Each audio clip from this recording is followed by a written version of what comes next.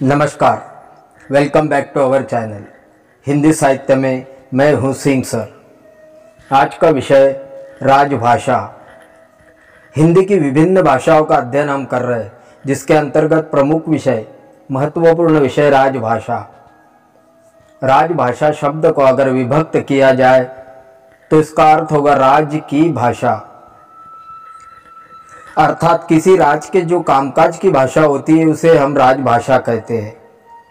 कामकाज की भाषा से मतलब है शासन प्रशासन के कामकाज में प्रयोग की जाने वाली भाषा, सरकारी कामकाज की भाषा। सीधे सीधे शब्दों में अगर कहे तो जी हाँ, सरकारी कामकाज की भाषा जो विधि द्वारा या कानून द्वारा स्वीकृत की गई है उसे हम राजभाषा कहते हैं।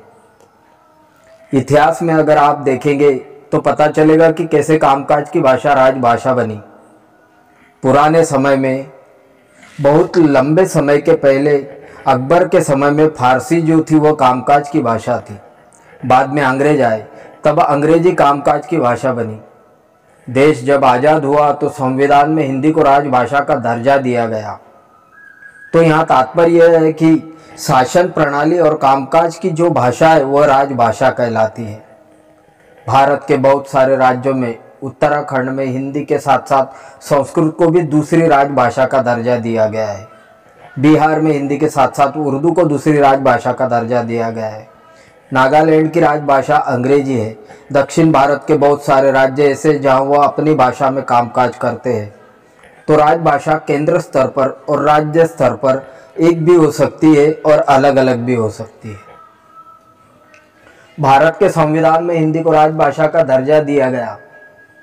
लंबी चर्चा के बाद 14 सितंबर 1949 में हिंदी को राजभाषा के रूप में स्वीकृति मिली। लेकिन भारत में 1950 में संविधान लागू हुआ। इसमें अनुच्छेद 343 से 351 तक राजभाषा जो है उनकी व्यवस्था का जिक्र किया गया। उसमें अनुच्छेद 343 में यह कहा गया कि भारतीय संघ की जो राजभाषा होगी वो हिंदी होगी और लिपि जो होगी वो देवनागरी होगी। लेकिन इसी अनुच्छेद में यह प्रावधान किया गया कि अंग्रेजी अगले 15 सालों तक राजभाषा की सहयोगी भाषा के रूप में काम करेगी। समय सीमा 15 साल की थी। लगभग 1965 में यह समय सीमा खत्म हो जानी थी, लेकिन अंग्रेजी अब तक हमारी सहयोगी भाषा के रूप में काम कर रही है। यह इसलिए हुआ कि उस समय के लोगों को अंग्रेजी में काम करने की आदत पड़ चुकी थी।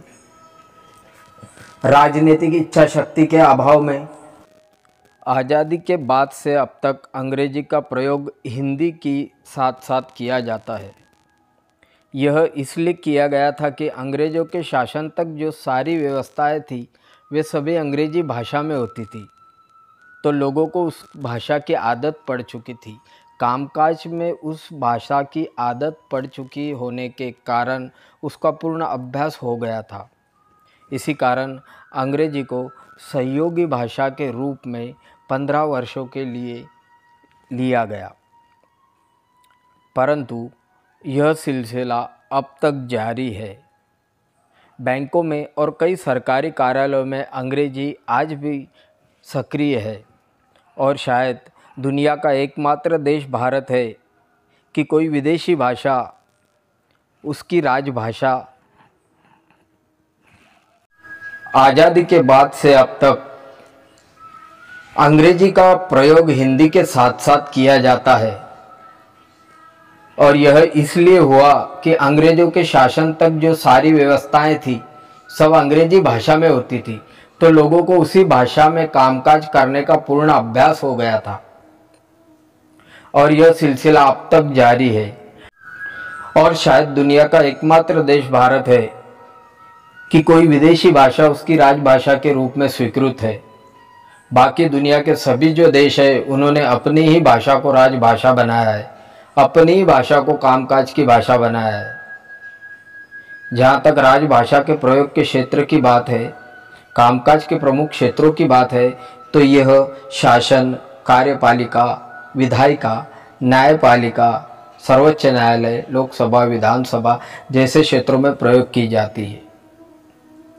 हमारी राजभाषा है तो हिंदी, पर उसे अंग्रेजी की बराबरी करने में बहुत संघर्ष करना पड़ रहा है।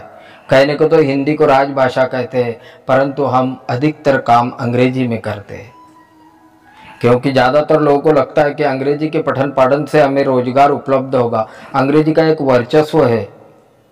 यहाँ पर अगर देखें तो सहयोगी भाषा अंग्रेजी का प्रभाव कम नहीं हो पा रहा है। हम आवश्यकता न होने पर भी अंग्रेजी शब्दों का ढलने से प्रयोग करते हैं। अंग्रेजी का यह वर्चस्व हमें कम करना पड़ेगा तथा हमारी निज भाषा का स्वाभिमान हमें हिंदी को वह